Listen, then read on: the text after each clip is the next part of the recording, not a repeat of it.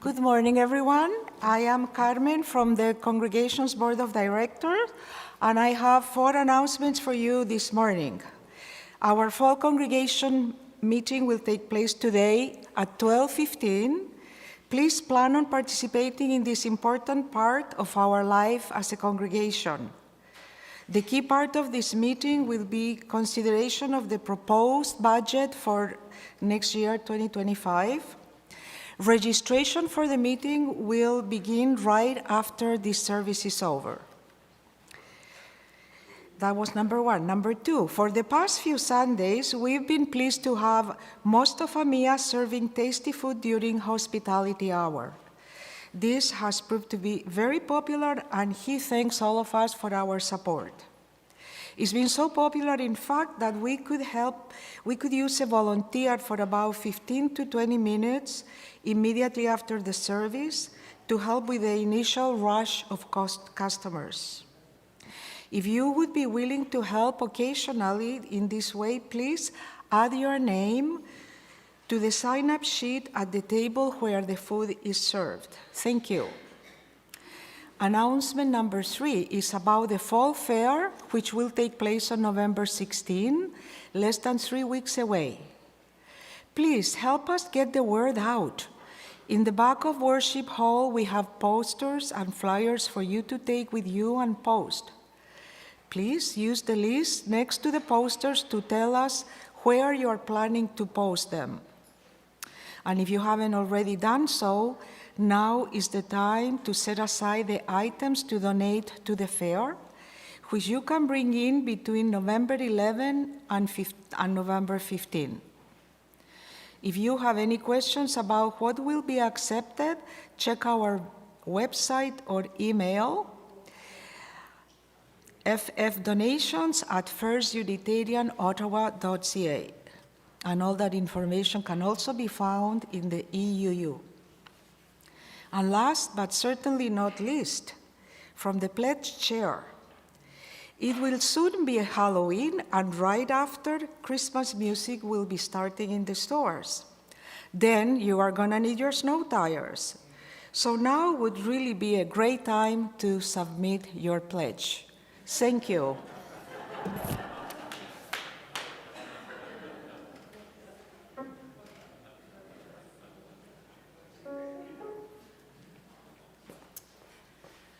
Good morning. We will begin this sing-along prelude. The song is Keep On Moving Forward by Pat Humphries of Emma's Revolution again. You should be pretty familiar with it now as you've been coming for a little bit, so I encourage you to throw in some harmonies if you're so moved. Have some fun with it. All right. 3. Gonna keep on moving forward. Keep on moving forward. Keep on moving forward. Never turning back. Never turning back. We're gonna keep on moving proudly. Keep on moving proudly. Keep on moving proudly, never turning back, never turning back. We're gonna keep on singing loudly, keep on singing loudly, keep on singing loudly.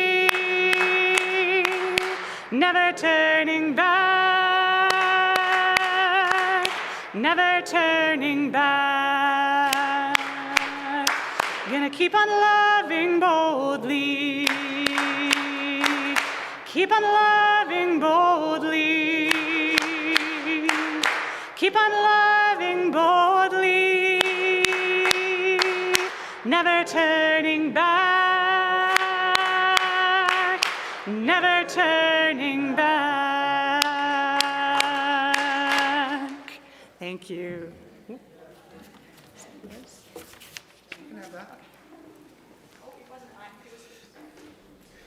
We're not going to have a war over who has access to the programs this morning.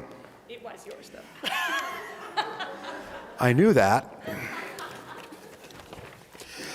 Bonjour tout le monde.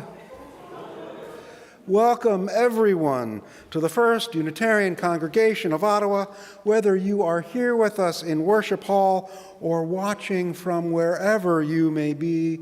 Know that you are welcome within the embrace of this caring community. You may have noticed that the young ones are not with us in the room this morning. They are wisely, at least most of them, we do have a couple, which is great. The rest of them are wisely devoting their entire morning together to pre-Halloween activities, including a scavenger hunt, sew an altar, story, and cookies. I'm not jealous.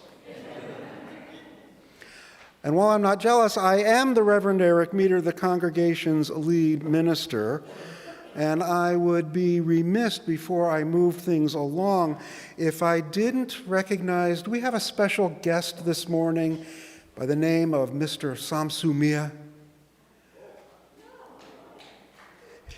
Samsu here? Oh, he was going to be here. Well, when he is here, we will give him a rousing welcome. Let's hear from our worship associate. Good morning, everyone. I'm Lisa, and I'm your worship associate this morning. I'd like to begin with a land acknowledgement. We acknowledge that our FirstU campus is located on traditional, unsurrendered, and unceded Algonquin and Anishinaabeg territory, and that the work of reconciliation is a responsibility of our congregation and of all Canadians. Our goal is to educate ourselves and all those who have the willingness to understand, to be of service to those at risk, and to advocate for justice. So let's join our voices in song once more. As the Chalice Choir comes to the stage, please rise in body or in spirit as we sing together hymn 1030 in the teal hymnal, Sia Hamba. The lyrics will also be up on the screen.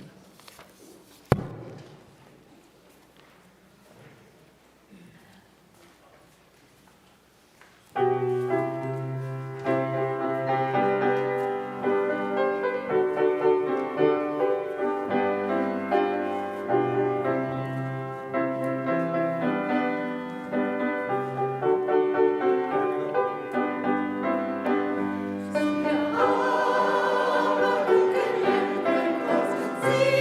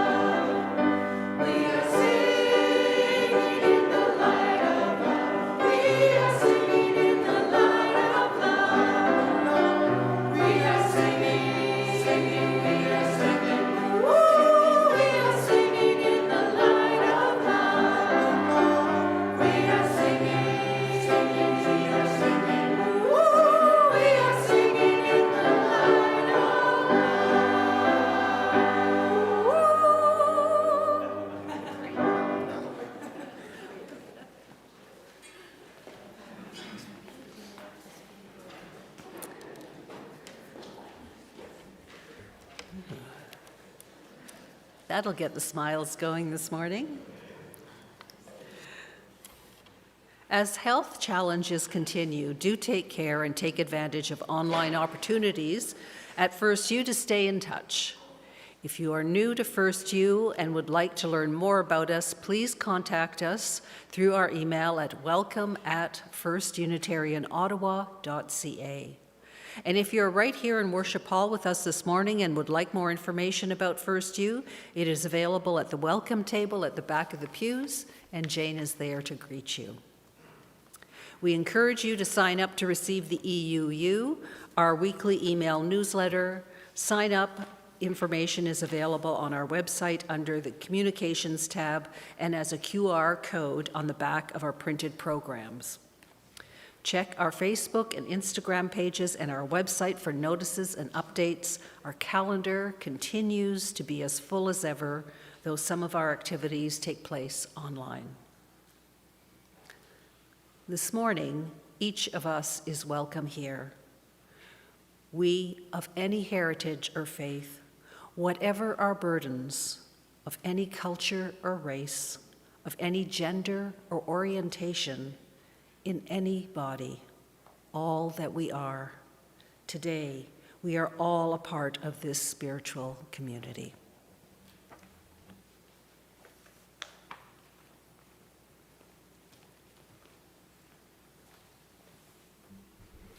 Thank you, Lisa. To begin our morning's reflection on the common elements of faith, we light our chalice this morning to these words of welcome adapted from the Upanishads. We light this chalice to help us move from untruth to truth, to help us move from ignorance to wisdom, to help us move from animosity to love. To help us move from bondage to freedom, we rededicate ourselves before this light to affirm and practice truth, wisdom, love, and freedom today and in all the days to come.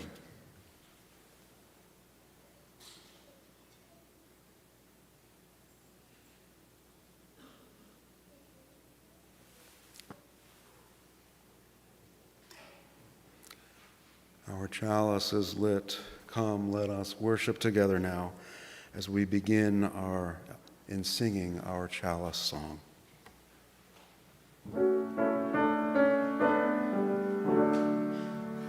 Chalice, chalice, burning bright, help remind us with your light of all we'd like to live each day, with love and truth helping lead the way.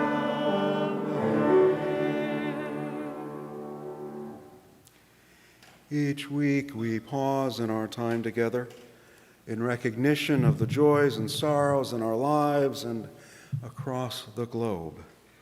We honor our celebrations and challenges by placing stones in small bowls of water.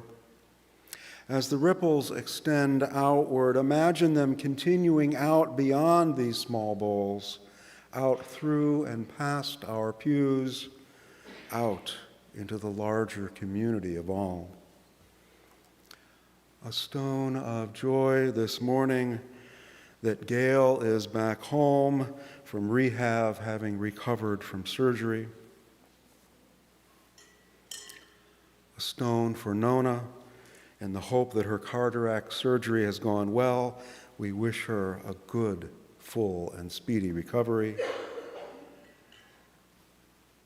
And a stone for Diane, for whom we also wish a speedy recovery following recent surgery. And we wish that Lisa will be able to return home soon from her visit at Ottawa's Heart Institute. And now, any of you who would wish to, please come forward to drop a stone in challenge or joy or celebration, whatever you are carrying with you this morning.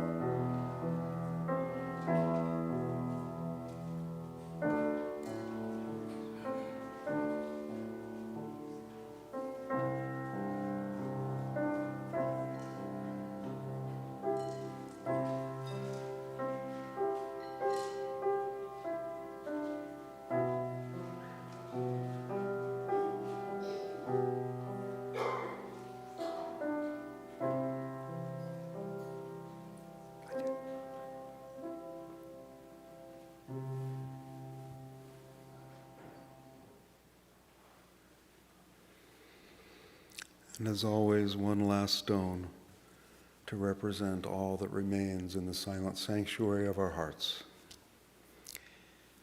Thank you, Lisa. Caring cards for Gail, Nona, Diane, and Lisa are at the back of the hall at the caring table for us to sign, even if you don't yet know them. Signing a card is a way for us to extend our care on behalf of those who have given so much of their hearts to this community. Let us move now into a time of stillness and reflection. After several moments, we'll come back together through the gift of music.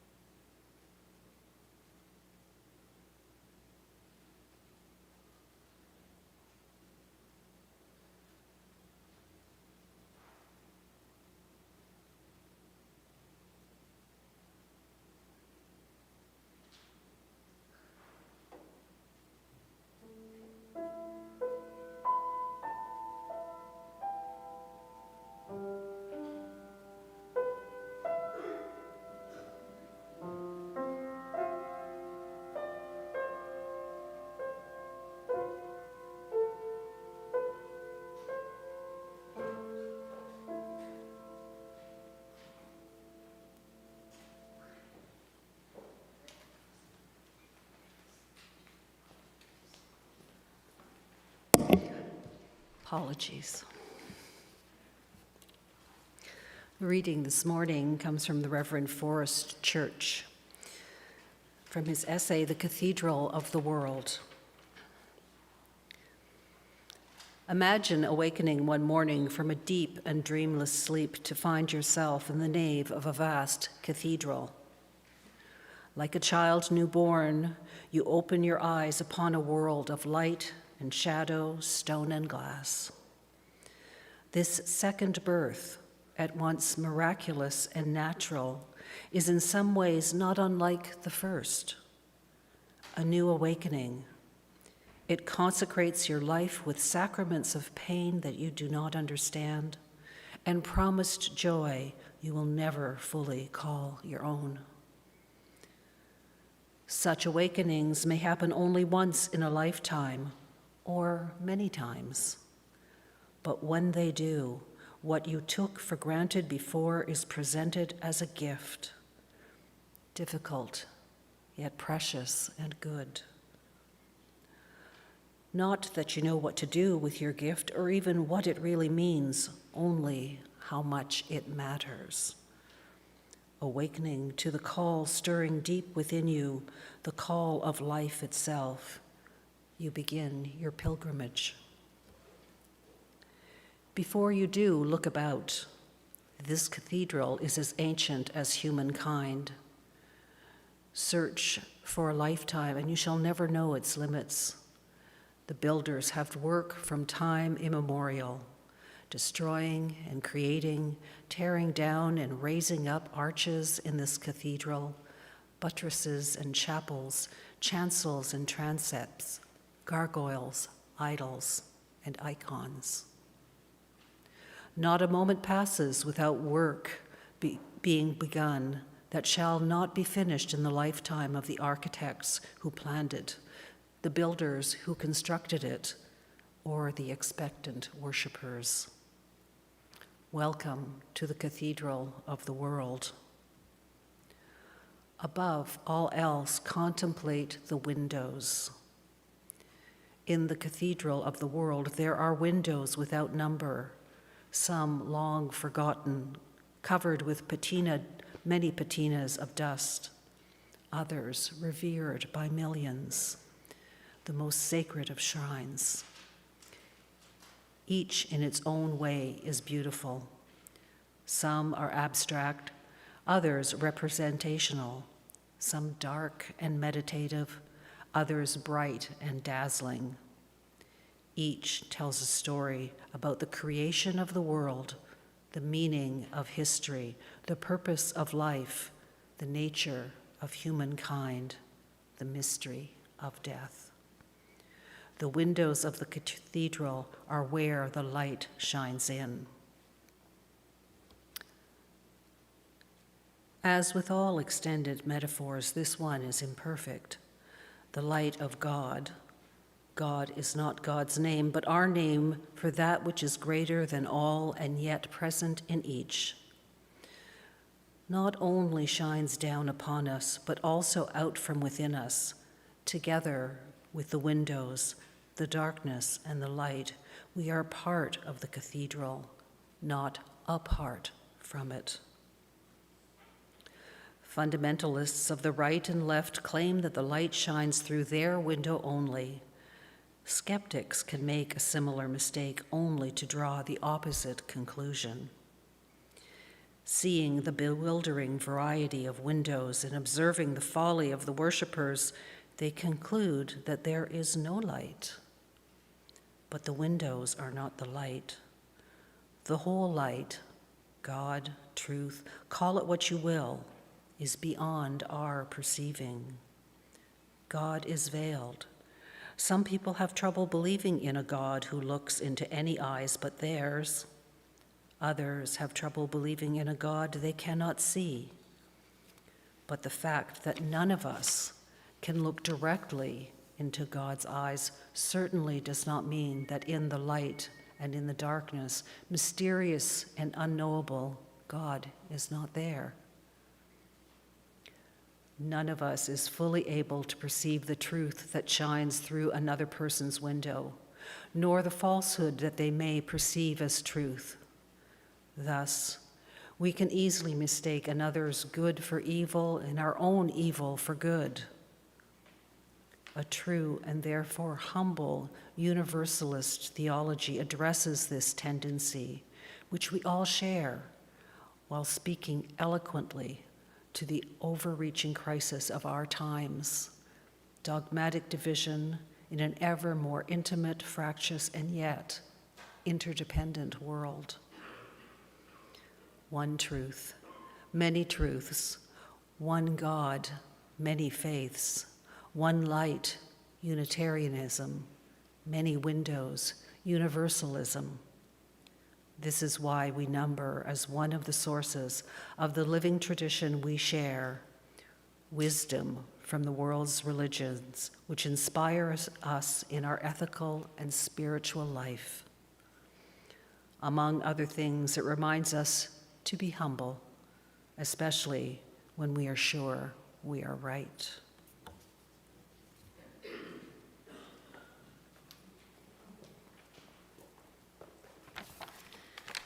I'd like to invite Chalice Choir up, and while they're coming up, I'd like to read to you a little bit about what the composer or the arranger of our next piece, Hussein Yamohabed, has to say about it. He's a Canadian composer who grew up in Kenya. So he begins, "It is a few weeks after the tragic events of September 11th, 2001 in New York. I have the impression of a big societal crack, misrepresenting Islam as an enemy, and deepening an unspoken and now publicly expressed dichotomy of West and Islam. I cannot help but feel conflicted, anxious, annoyed, worried. Is this how Islam is going to be seen?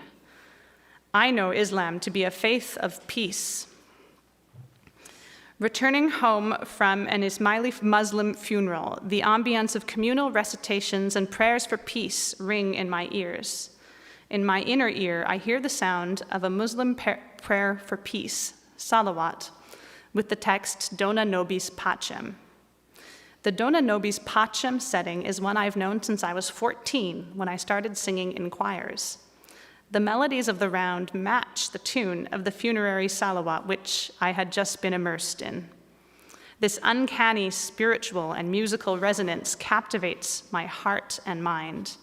Rest for a Soul emerges from this integrative recognition. The arrangement weaves prayers for peace from these two diverse cultural traditions in a unified message of solidarity and a symbol of conciliation and hope for a better future.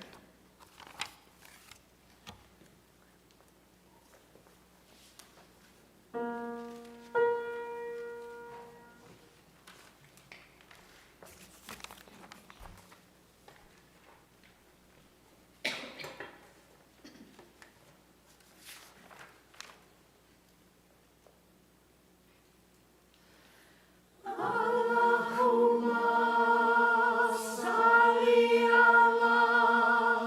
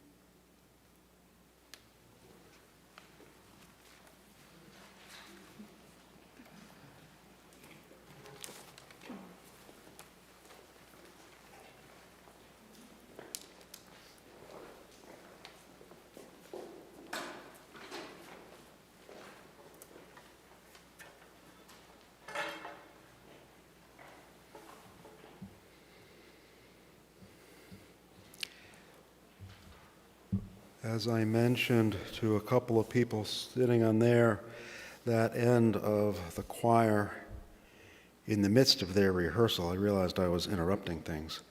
How am I going to preach through my tears after hearing that song?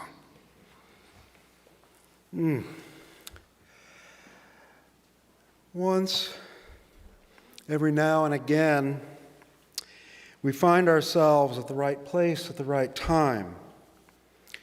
This morning, as I was walking my wife's dog, Sammy, looking up at the cloudless sky, it was cloudless then, I promise. Sun's trying to work through now. Looking up at the bright crescent moon and the stars and probably Venus overhead,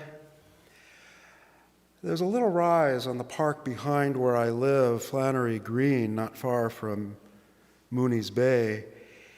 And when the leaves are down, at least some of them, there's about 15 feet where you can see through, and the rising sun was illuminating the cross at the top of St. John the Baptist Ukrainian Catholic Shrine, the one just off Heron Road.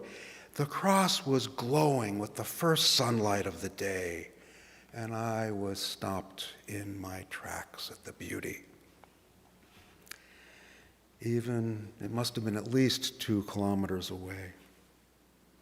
This was the promise of faith. In my understanding, maybe not in the shrine's understanding, there are going to be differences, but to me, a beacon to remind us of the potential glory of our species, the beauty of the world, and everyone's inherent worth.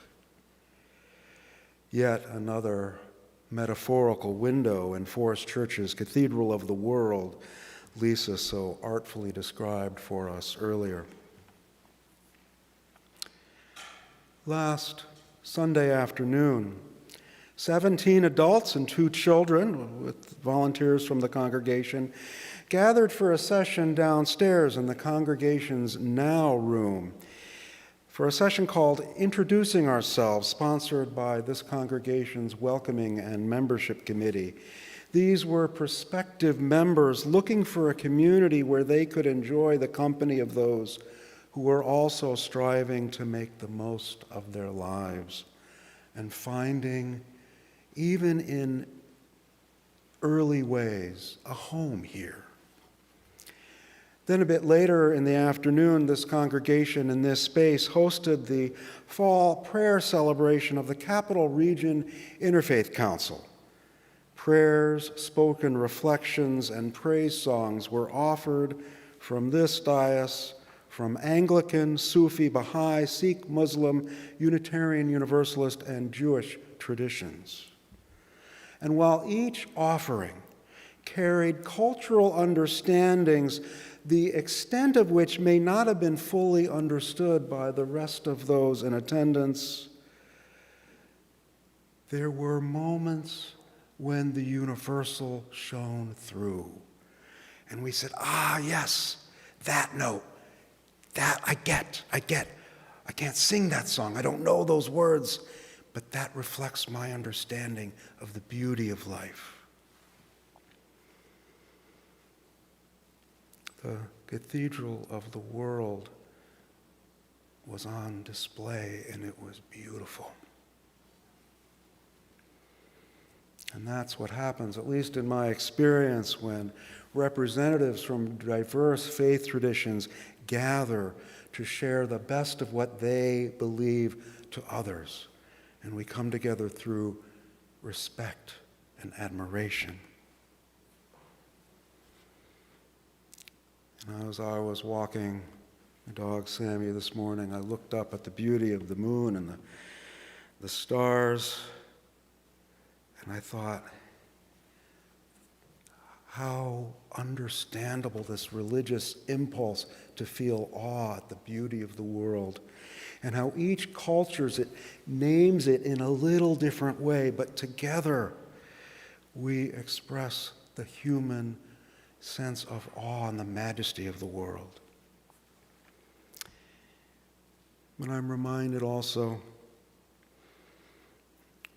especially these last few weeks, the news carries very different stories. And I realize how fortunate I am that I've never had to fight for my faith, never had to defend my right to interpret things and understand things and express things as I do. Oh, in university, I would engage in late-night bull sessions with other students, including the guy who was going to become the president of the Campus Crusade for Christ, but no blood was ever shed. Heck, no opinions changed either. We just got better about arguing our cases with one another. Of course, over the years, there have been countless times when blood has been shed in the name of religion. Faith may have been the rallying cry, but the impetus, at least as I understand it as a historian of religion and faith and humanity, is that those fights are almost always over control of land. Who gets to say what happens with this piece of territory? Who can till the soil? Who has access to water? And for the last 11 months, I have been mostly silent, quiet about the violence taking place in Gaza, Israel, and now Lebanon and Iran. In one of the times I did mention the October 7th, 2023 attacks in Gaza and in Israel, I made the mistake, and one of you thankfully corrected me, that I was conflating the Palestinian experience in the West Bank with what was going on in Hamas's control of Gaza. And so I stopped talking and started researching more, taking a class with a couple of you online that was interestingly offered by a Jewish Reconstructionist congregation out of Madison, Wisconsin, that has the same address as the Unitarian Society there, where my parents were married in 1961. First Unitarian Society of Madison, just like we do, has space for a Reconstructionist Jewish congregation in its midst. This is a wonderful tradition that we are part of, that we give space and are friends with people who maybe agree with us politically on some things, but who have a vastly different experience of religious tradition.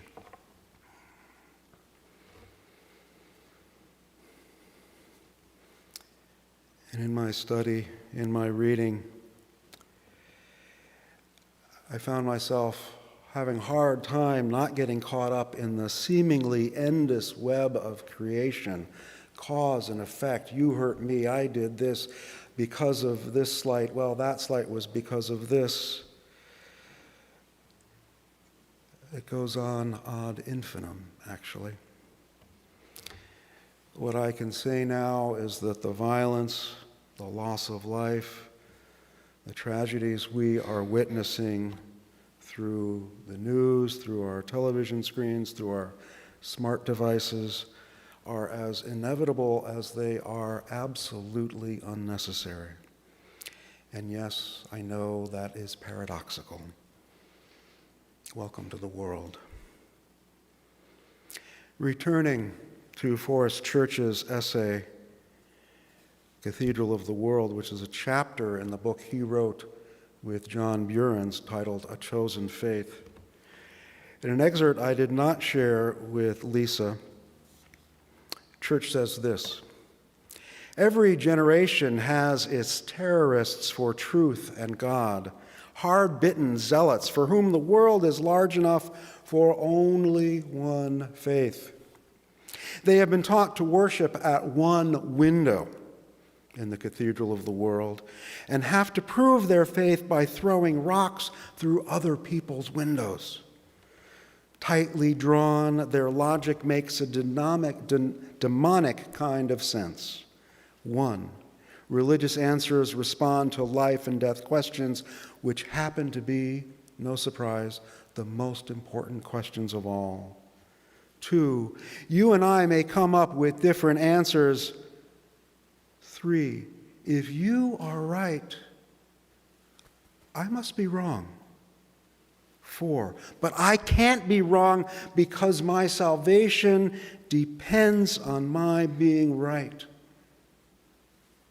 5, therefore, short of abandoning my own faith and embracing yours, in order to secure my salvation, I am driven to ignore, convert, or destroy you. Short of abandoning my faith, I am driven to ignore, convert, or destroy you. Chilling words. And we see the effect of that thinking, that understanding, day in and day out. There has to be another way. And of course, there is. There are many other ways, but they boil down to one. Respect, respect, respect. Understanding that the light that shines through many windows, all of which are valid, all of which carry wisdom. We have a guest we're welcoming, and we will be respectful. In this, our Unitarian Universalist perspective, we base our understanding not necessarily on scriptures, although they carry much wisdom and we learn from them, but on our own experience, what life teaches us. And life often teaches hard. These understandings are often hard won.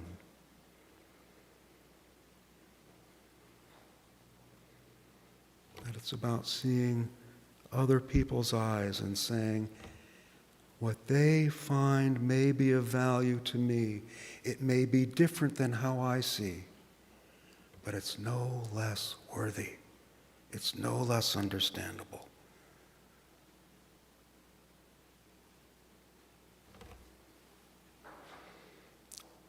Friends, we are part of the cathedral of the world. Let us celebrate the beauty that we have found in our own windows, even as we appreciate the beautiful light that shines through others. Thank you. So may it be. Amen.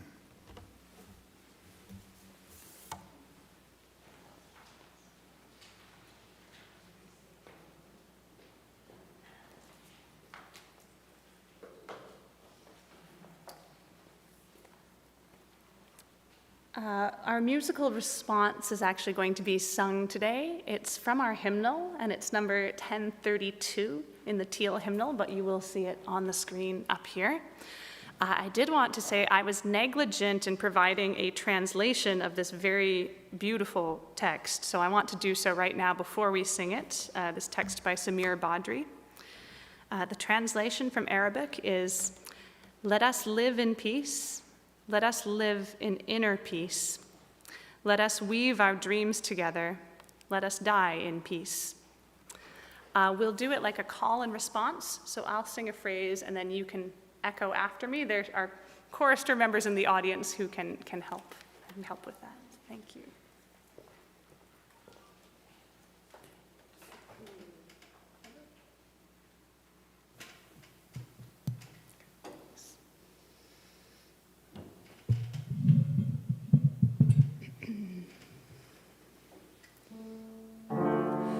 Da'una naish bisalam.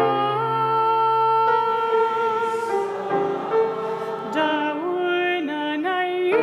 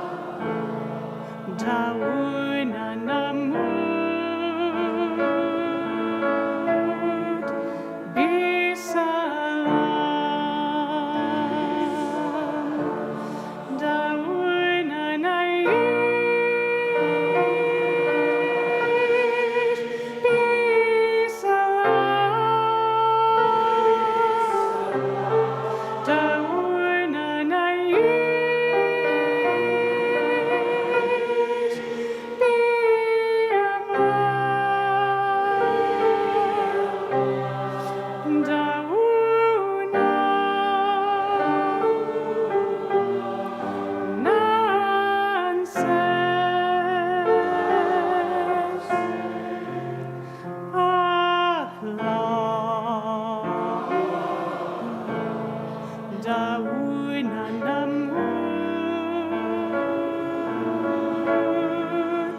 bisalam.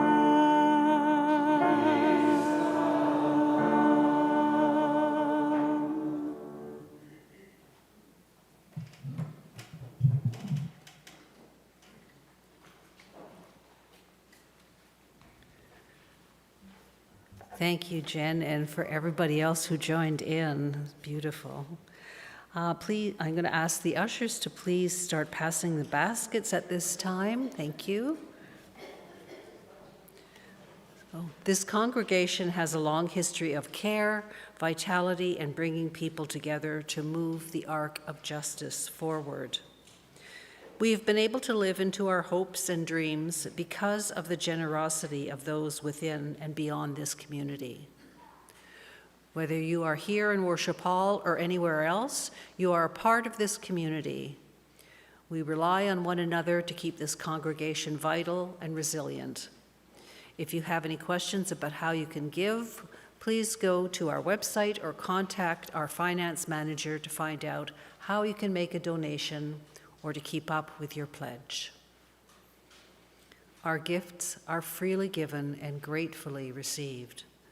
We dedicate these gifts to the work of this community of faith, serving human wholeness, caring for the planet, upholding religious freedom, welcoming the stranger, loving one another.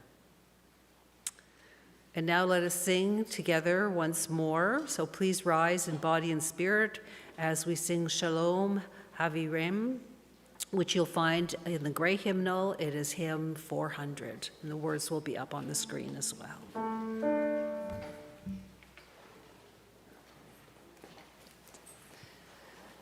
We're going to do this as a round. So if you're on this side of the room, you're group number 1. Hello, group number 1. Group number 2, you're in the middle. There's lots of you, so.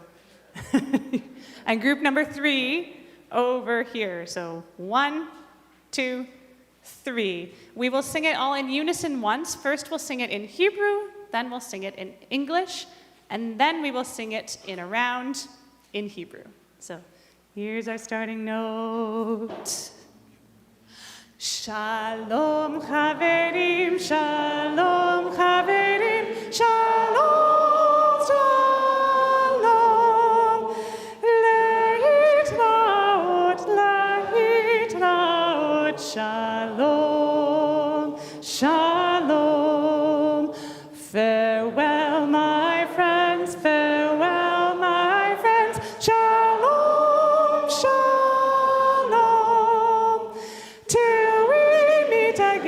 till we meet again, shalom, shalom, shalom chaverim, shalom chaverim, shalom chaverim, shalom, leitraot, leitraot, leitraot, shalom, shalom chaverim, shalom chaverim, shalom chaverim, leitraot, leitraot, leitraot, shalom. One more time. Shalom chaverim, shalom chaverim, shalom chaverim,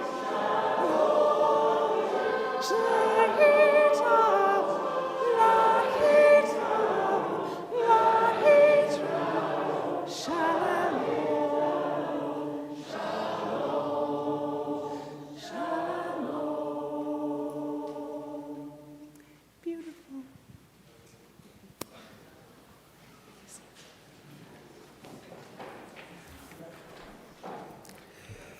Please be seated. I don't know about you, but I think the singing wakes me up at least as much as my morning caffeine. And it gives me fewer shakes.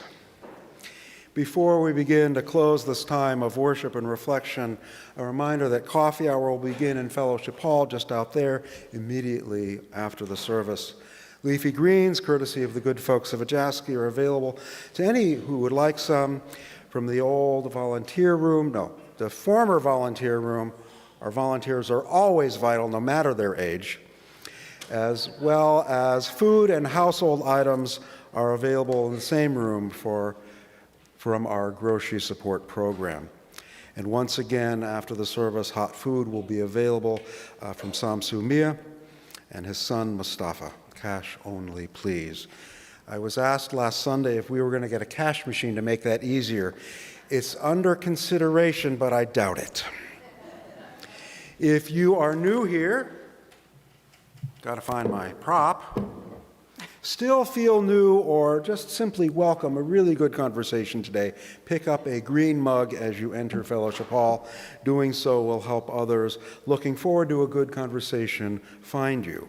And if you see someone sporting a green mug, go up to them and ask them what brought them here today. And you will be starting a wonderful conversation. And this afternoon, also, I hope you'll join me at our annual fall congregational meeting. And now, as we prepare to extinguish our chalice this morning, may these words from Jean Rao be our guide. We have a calling in the world. We are called to honor diversity, to respect differences with dignity, and to challenge those who would forbid it. We are people of a wide path, so let us be wide in affection and go our way in peace.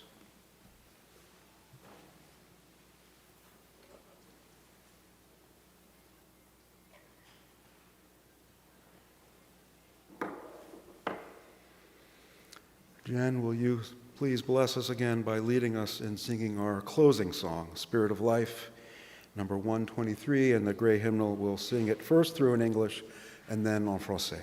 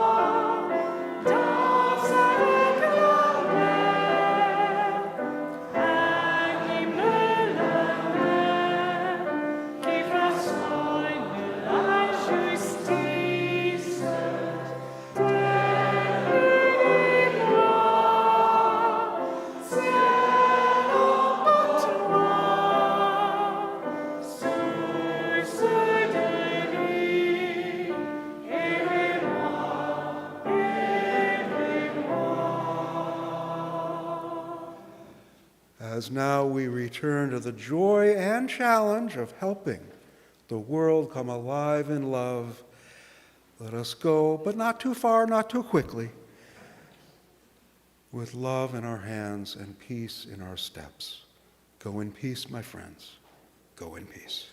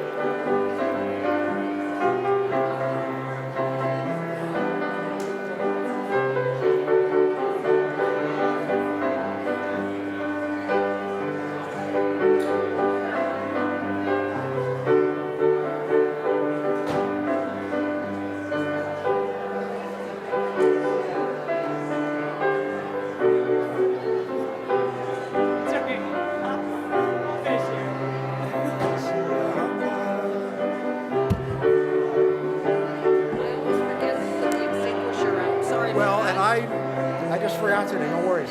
I usually look for it.